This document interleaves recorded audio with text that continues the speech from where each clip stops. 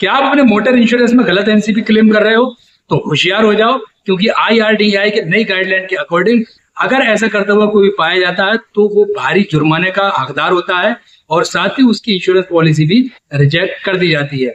अक्सर हमने देखा होगा कि हम इंश्योरेंस पॉलिसी अगर कभी रिन्यूअल करवाने किसी बंदे के पास जाते हैं, कोई भी एजेंट वगैरह होता है या कोई ब्रोकर वगैरह होता है, अगर वो आपको ये बोलता है कि भाई मैं आपको एक भारी डिस्काउंट दे दूंगा, आपने क्लेम लिया हो या ना लिया, तो समझ जाओ आपके साथ वो पक्का फ्रॉड कर रहा है। आप होशियार हो जाओ, खबरदार हो जाओ उसके लिए। अगर आपने क्लेम लिया है उसके बावजूद भी वो आपको डिस्काउंट देने की बात कर रहा है वो बंदा, तो वो कहाँ पे आपके साथ फ्रॉड करने वाला है। इसी तरह की सारी डिटेल आज की इस वीडियो में आपको देखने को मिलने वाली है। साथ ही आज की इस वीडियो में हम सीखने वाले हैं और जानने वाले हैं कि गलत एनसीबी को लेने से या क्लेम करने से कहाँ कहाँ हमें नुकसानों का सामना करना पड़ता है और उसका क्या खामियाजा हमें भरना पड़ सकता है, किस टाइम पे कितनी एनसीबी हो, वो भी सारी चीज आपको इसमें क्लियर हो जाएगी। और साथ ही ये कि एनसीबी को हम किस तरह से आगे अपने किसी दूसरी गाड़ी में या दूसरी इंश्योरेंस कंपनी में ट्रांसफर कर सकते हैं। तो बिना स्किप की वीडियो को लास्ट तक जरूर देखना।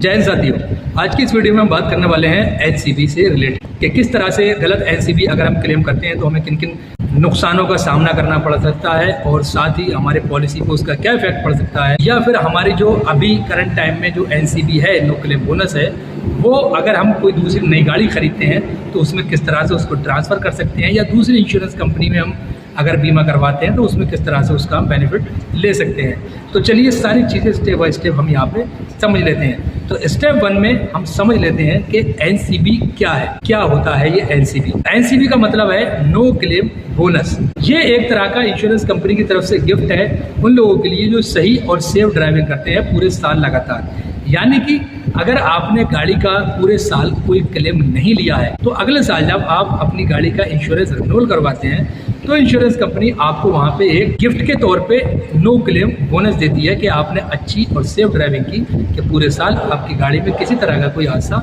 नहीं हुआ, तो इसलिए हम आपको ये बोनस दे रहे हैं, यानी कि डिस्काउंट दे रहे हैं आपके इंश्योरेंस में। आप जो प्रीमियम ले रहे हो उसमें आपकी गाड़ी में ये डिस्काउंट हम आपको दे रहे हैं। अच्छा, ये डिस्काउंट कितना रहता है और कब कब रहता है? मान लीजिए कई सालों तक अगर आप क्लेम नहीं ले रहे हैं तो ये मैक्सिमम 20% से लेकर के 50% तक का मैक्सिमम डिस्काउंट रहता है। पहले साल में ये 20% रहता है, यानी कि 20%।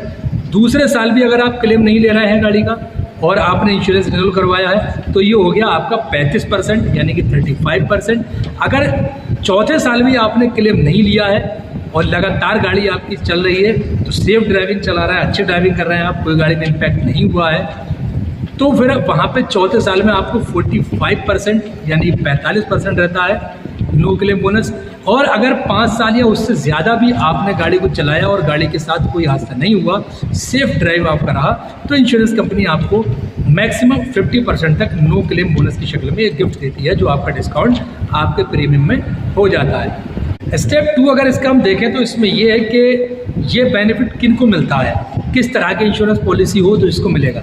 तो ये ध्यान रखना हमेशा, ये बेनिफिट जो है सिर्फ और सिर्फ ऑन डैमेज पॉलिसी के लिए, जिसे हम फर्स्ट पार्टी इंश्योरेंस भी कहते हैं, उनके लिए होता है। ये थर्ड पार्टी के लिए नहीं होता और ये गाड़ी के लिए नहीं, ये व्हीकल ओनर ड्राइवर के लिए होता है। उनकी सेफ ड्राइविंग का एक गिफ्ट कंपनी की तरफ से, एक बोनस, वही उस डिस्काउंट की शक्ल में जो हमें मिलता है। अगला स्टेप इसका ये है कि अगर गलत तरीके से हमने एनसीबी ली है तो उसके हमें कहाँ का नुकसान उठाना पड़ सकते हैं। इसका इफेक्ट सिर्फ आप पर ही नहीं पड़ेगा, ये ले डूबेगा साथ में उस एजेंट को भी जिसने कि आपकी गाड़ी का पॉलिसी किया है, इंश्योरेंस रिन्यूअल किया है। अगर आपने गलत तरीके से एनसीबी लिया, यानी कि गलत तरीका ये कि आपने क्लेम को छुपाया, कि भाई इंश्योरेंस जो करता है रिन्यूअल वो आपसे मालूम करता है कि भाई पिछली पॉलिसी में आपने गाड़ी का क्लेम लिया है कि नहीं लिया है। अगर आपने वहाँ बोला है कि हाँ भाई मैंने क्लेम नहीं लिया, और जबकि आपने क्लेम लिया होता है, तो उसके अकॉर्डिंग मान लीजिए 35% या 45% प्रीवियस पॉलिसी में एनसीबी है, तो वो बंदा वहाँ पे 50% कर देता है। तो 50% के हिसाब से वहाँ पे उतना 50% आपका डिस्काउंट आ जाता है, और साथ ही जो वो अलग से एडिशनल डिस्काउंट आपको दे रहा है वो ऑलरेडी है ही है। अब आप यहाँ पे ये हरकत इसलिए करते हो कि यार हमारा पॉलिसी कुछ कम से कम प्रीमियम में हो जाए। आपने कुछ पैसों का प्रीमियम कम करवाने के लिए झूठ बोले, अब इसका इफेक्ट सीधे पड़ेगा आपके क्लेम पर। इस तरह की हरकत से अगर गाड़ी में भविष्य में आपका कोई क्लेम आता है तो आपका क्लेम रिजेक्ट होने के 100% चांसेस रहते हैं। साथ ही व्हीकल ओनर और जो पॉलिसी जिसने किया है वो एजेंट के ऊपर इंश्योरेंस कंपनी लीगल एक्शन ले सकती है, उसको पूरा राइट्स है इस चीज़। और साथ ही कई सारी इंश्योरेंस कंपनीज तो ऐसी हैं कि पॉलिसी को दोबारा एक्टिवेट करने के लिए आपको उसका 3 गुना तक चार्ज करना पड़ता है, अदरवाइज जो पैसा आपने दिया है उसको आप भूल जाइए, क्योंकि पॉलिसी डीएक्टिवेट हो जाती है। और साथ ही साथ आपका इंश्योरेंस हिस्ट्री भी एक खराब होता है, आपका इमेज बहुत ज़्यादा खराब होता है। अब आपको पॉलिसी को अगर एक्टिवेट करवाना है तो जो डिस्काउंट आपने एडिशनल लिया है वो भी आपका ख़त्म, 50% एनसीबी जो लिया है जो वो भी आपका ख़त्म, यानी कि 3 गुना तक। यानी कि अगर पॉलिसी आपने 15,000 रुपये प्रीमियम आपका था उस टाइम पे, जो आपने झूठ बोल के करवा लिया, जब उसकी रिकवरी होगी तो वो मान के चलिए आपकी पॉलिसी समथिंग 45,000 के अराउंड पहुंचेगी, और वो आपको करवाना पड़ेगा, अदरवाइज आपने जो ऑलरेडी पेड किया है उसको आप भूल जाइए, क्योंकि पॉलिसी सिस्टम पे डीएक्टिवेट हो गई है, इंश्योरेंस आपका वैलिड नहीं शो करेगी कहीं पे भी अगर आप एम परिवहन वगैरह पे चेक करोगे। तो हमेशा सतर्क रहें, सावधान रहें इन चीज़ों को लेकर। मैंने पिछली वीडियो में भी आपको बताया था जो इंश्योरेंस रिन्यूअल के टाइम टॉप 5 मिस्टेक्स होती हैं, वो वीडियो आपने अगर देखा होगा तो मुझे पूरी उम्मीद है उस वीडियो को और इस वीडियो को दोनों को देख लोगे आप, तो आप इंश्योरेंस लेते टाइम कहीं कोई गलती नहीं करोगे। अगले स्टेप में हम समझ लेते हैं कि IRDAI के 2024-25 के नियम क्या है एनसीबी को लेकर के, नो क्लेम बोनस को लेकर। Insurance regulatory development authority of India ने साफ साफ निर्देश कर दिए हैं सारी इंश्योरेंस कंपनीज को कि जो भी एनसीबी आपको देनी है वो प्रीवियस पॉलिसी को देखकर उसका डिक्लेरेशन करके ही उसको क्लियर करके, और सेल्फ डिक्लेरेशन जो इंश्योर्ड पर्सन है उससे लेके बाया रिटन अगर करवा सके तो ज़्यादा बेटर है, तभी आप नेक्स्ट पॉलिसी में आप उसको एनसीबी दे सकते हैं। अदरवाइज जब तक आपको डिक्लेयर ना हो जाए, कंफर्म ना हो जाए सही तरीके से, आप अपनी मर्जी से कोई भी एनसीबी नहीं दे सकते उसमें। जैसा कि लोग कहते हैं कि भैया क्लेम लिया हो या ना लिया हो मैं साफ करके दूंगा, इसमें डिस्काउंट एनसीबी मैं दे दूंगा आपको। उन सबका जो टंटा, ये दुकानदारी, ये ख़त्म होने वाली है, बंद हो गई है।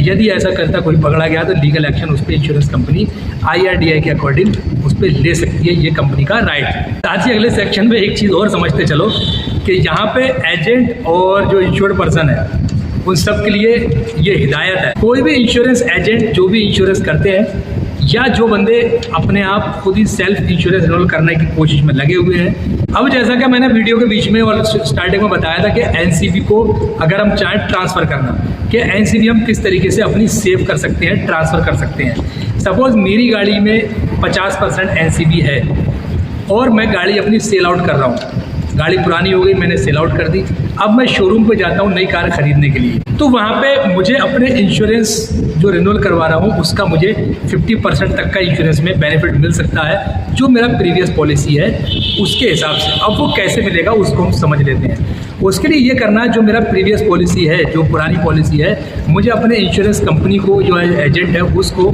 जिससे मैंने बीमा करवाया है, उसको मुझे बोलना है कि भाई मुझे मेरा एनसीबी कंफर्मेशन लेटर चाहिए।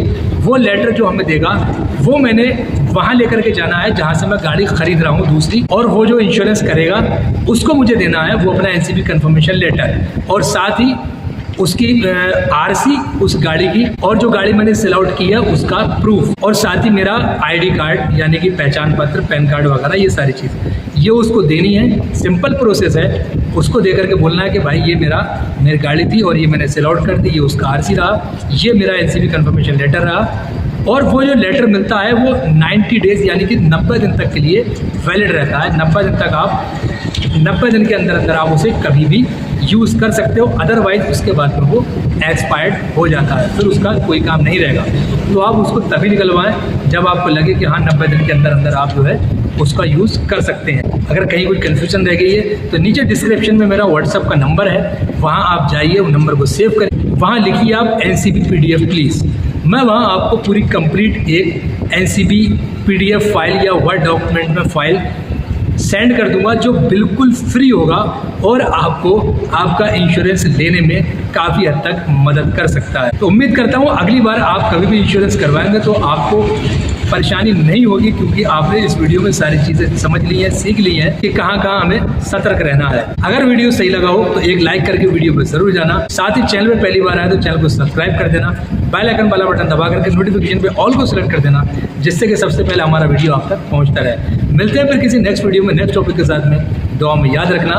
जय हिंद।